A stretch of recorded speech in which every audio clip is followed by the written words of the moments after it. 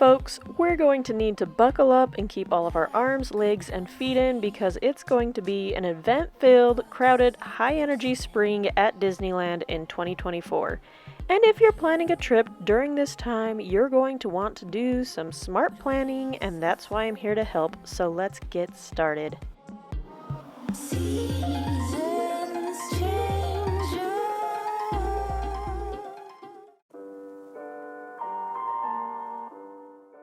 First, let's talk about everything you need to be aware of this spring, and then we'll move on to making plans. And when I'm talking about spring, I'm talking March through May. So let's start with weather. There's two kinds of weather during the spring at Disneyland: mild with a chance of rain, and mild with a chance of warm sun. Either way, plan on bringing a jacket or sweater for sure because you'll need it at some point. But you'll also need some outfits for warmer afternoons and rain gear just in case. Early March will be the coldest with the biggest chances of rain. Then it will start to warm up, with April usually having really nice mild weather with plenty of kisses of sunshine, and May being more warm and sunny, with moments of cloudiness. And if you do get caught in the rain, don't panic. Just think of it as a good time to take advantage of all the indoor attractions that Disneyland has that you probably would have passed up if it was a sunny day.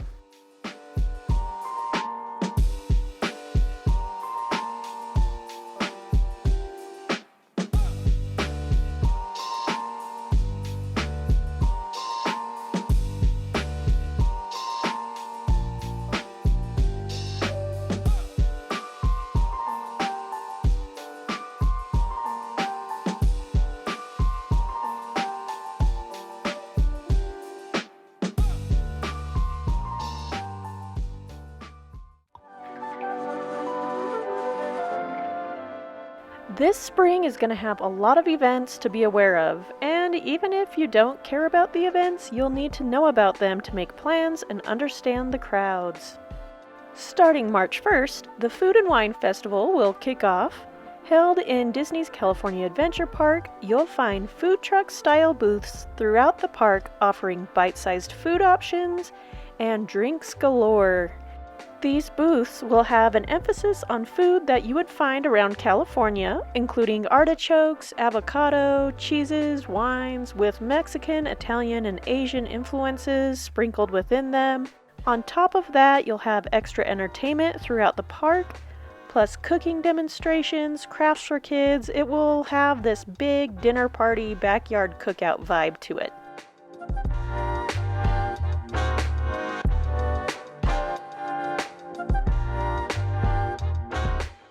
I'll be making a more detailed video on this very soon, but what you need to know is how busy the area that the event mostly takes place in can get.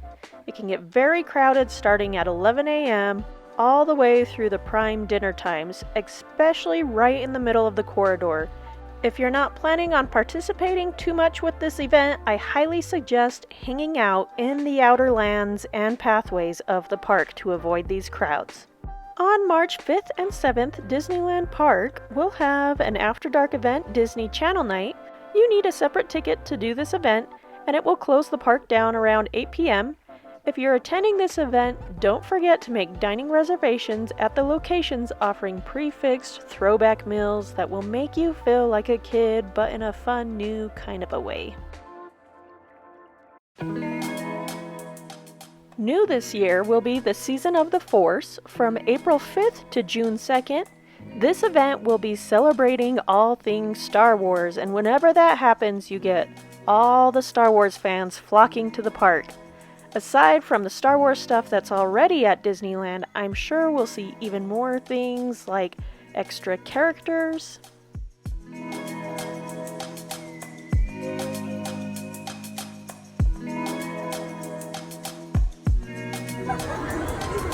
I look at you and see potential. I don't see that in everyone.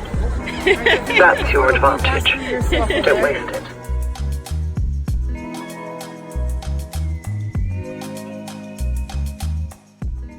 You'll see lots of fun new Star Wars merchandise everywhere.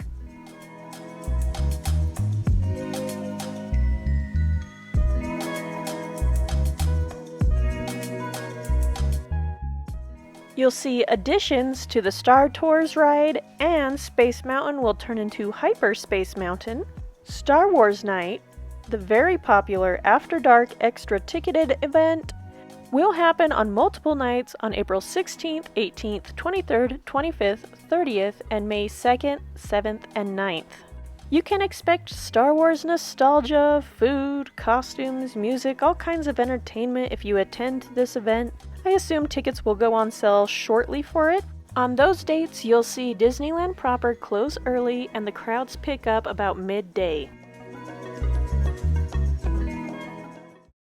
And then you have Pixar Fest, starting April 26th and running all the way to August 2nd. Both parks will be participating in this event with decor, food, and merchandise, but expect it to be an extra big deal down at the Pixar Pier with many Pixar characters to meet and fun to be had. There will also be new entertainment options as well, but we will talk about those next.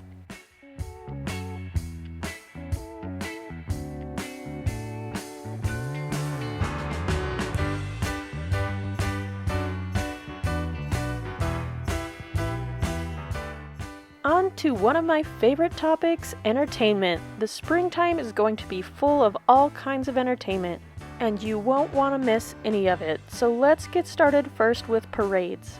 In March, you'll have the Magic Happens Parade at the Disneyland Park on every day as long as the weather permits it. Parades in Disneyland have 2 showings on most days. The first parade starts at It's a Small World and travels all the way down to Main Street, then down Main Street, ending by the Mad Hatter shop. The second showing will follow the same route, but in reverse, starting at the Mad Hatter and ending in front of It's a Small World, and you can watch the show anywhere along this route.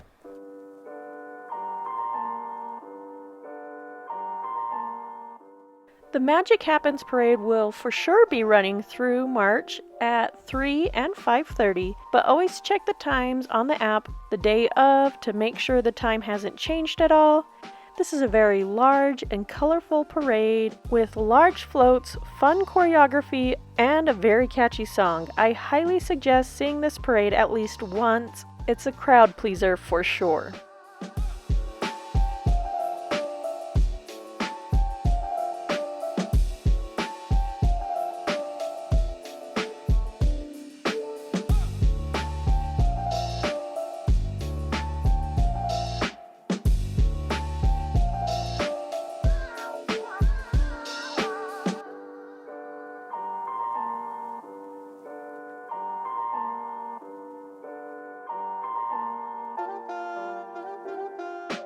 Starting April 26th, the Pixar Fest will bring back full-on for real parades to the California Adventure Park with the Better Together Parade. These parades start at the Pixar Pier gates and moves all the way to Hollywoodland, ending in front of the Guardians ride. This gives plenty of spots to view the parade at, so don't worry too much about that. The last time Disneyland did Pixar Fest, the parade was so fun with acrobatic, bright colors, plus all of the favorite Pixar characters. This one will include some of the new ones from Turning Red, and I hope we see Baymax and Hero in it. I can't wait for this parade. I think it'll be so fun.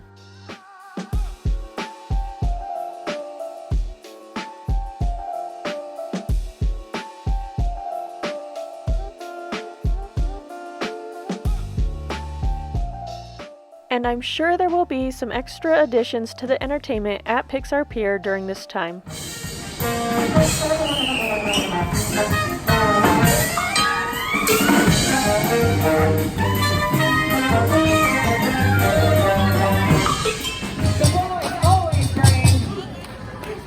Very good, right? Now we're moving and grooving and having a great time, but then we hear somebody. On to the nighttime spectaculars. There's nothing better than watching a beautiful fireworks show at the end of your Disney day. Sure, your feet hurt and the crowds of people looks intimidating, but trust me, it is worth it. The main areas to watch the fireworks shows, where you'll get the full show with sound and visuals, is at the hub in front of the castle, down the middle of Main Street, and in front of It's a Small World. Then there's the secondary areas where you can see the fireworks, but you won't necessarily get the full show with graphics and music. During the Season of the Force, they will be playing galactic sounds in Galaxy's Edge during the fireworks show for an extra treat. From now until March 21st, you'll get the Mickey's Mix Magic fireworks on Friday, Saturday, and Sundays, weather permitting, and March 17th through the 23rd every night. If remixed music and dance parties is your thing, you'll love this fireworks show. It's not exactly the Ritz.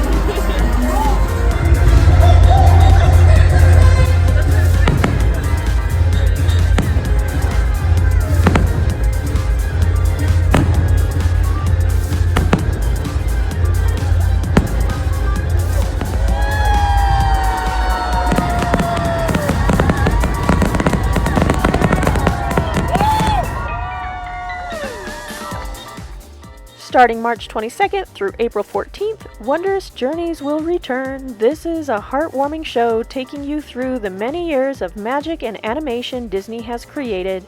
And don't forget to keep an eye out for Baymax flying in the sky.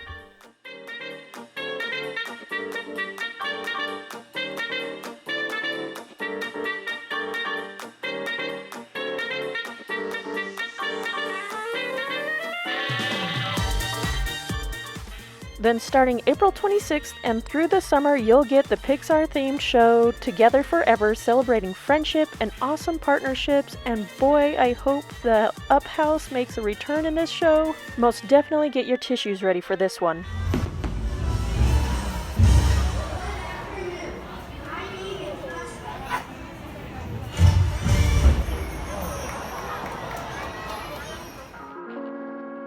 Over in DCA, you won't find fireworks, but you'll find the World of Color 1 show. This show combines water effects with lighting and music to make one very unique and entertaining show. You'll sing along, you'll ooh and ah. Maybe I cry every time I watch it, so what? I'm cool with it.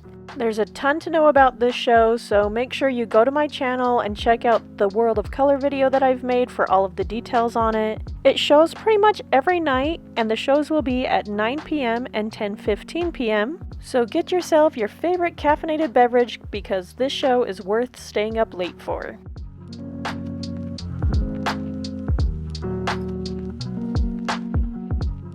And returning May 24th to the Rivers of America is the classic Fantasmic, where you journey through Mickey's imagination.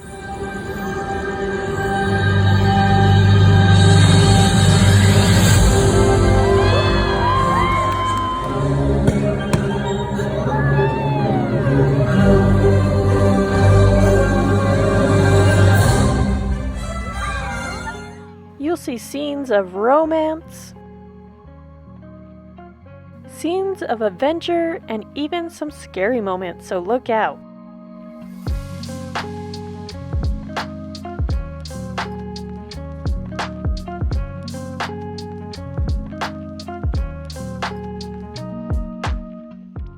There will be some changes since the tragic fire of the beloved dragon.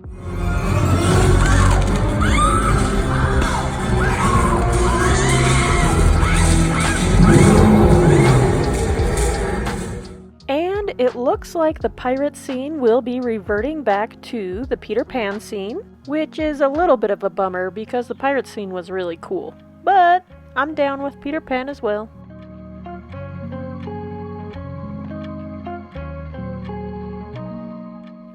I will most definitely stay on top of all the details as we get closer to the return of one of my favorite shows in all of Disneyland.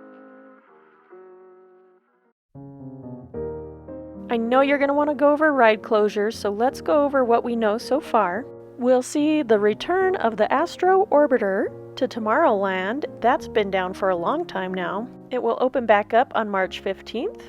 The Haunted Mansion and the area surrounding it will continue to be down all spring long. I wouldn't anticipate seeing it reopen until late August. Of course, Splash Mountain, turning into Tiana's Bayou Adventure, will be down still. In DCA, the Incredicoaster will go down March 4th through the 15th. And starting March 5th to who knows how long, the Redwood Creek Trail will be down. This is as much as I know for now.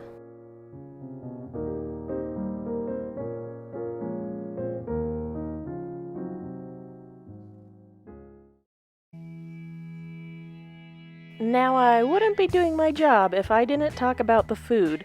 The spring is going to bring all kinds of fun, new, and seasonal foods to the parks. Starting off with the California-inspired foods of the Food and Wine Festival in March and April. The Season of the Force, starting in April, will bring all kinds of unique and themed foods. Some, I'm sure, will test your palate flexibility, while others will be picture-perfect treats.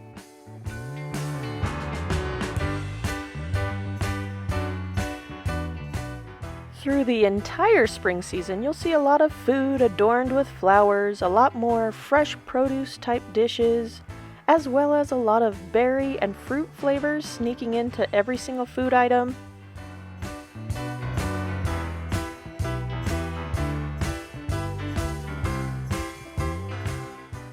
If you need adorable food for your Instagram feed, there will be plenty super cute spring and Easter themed treats at the treat shops. And I absolutely cannot wait to see what they come up with for the Pixar Fest. And with the return of Fantasmic on May 24th, you'll also see the return of the dining packages that go along with it. Usually at the Hungry Bear, the Riverbell Terrace, and the Blue Bayou. If you're interested in doing these dining packages, I highly suggest getting your reservations 60 days out because this will be popular right at first. Finally, we should talk about the crowds. It is my prediction that this will be a very busy spring. Mid-April to mid-May used to be my go-to secret times to go because the weather is mild, and so were the crowds, but with all the events going on, it's going to make it trickier to predict the crowd levels for that time period. The times you can most definitely count on it being busy are the second week in March to the first week in April, with the last week in March probably being the busiest of them all. You can thank the Food and Wine Festival, Spring Break, Easter, and the Season of the Force for this crowd prediction. But I'll tell you what, there's going to be a lot of fun stuff going on during that time, so don't worry too much. Just plan on early mornings, late nights, eating your meals at off times, and being on top of what's going on at the parks to be ahead of those crowds. April will probably have pockets of busy days as events start and end. Some dates to look out for crowds are April 5th through the 7th, thanks to the Season of the Force starting and Dapper Days. As I talked about earlier, those Star Wars Night After Dark events will kind of change up the crowd levels on those days. And of course, plan on crowds on April 26th when Pixar Fest starts. For May, you'll for sure see crowds on May 4th, and you'll have 3 more Star Wars nights on the 2nd, 7th, and 9th.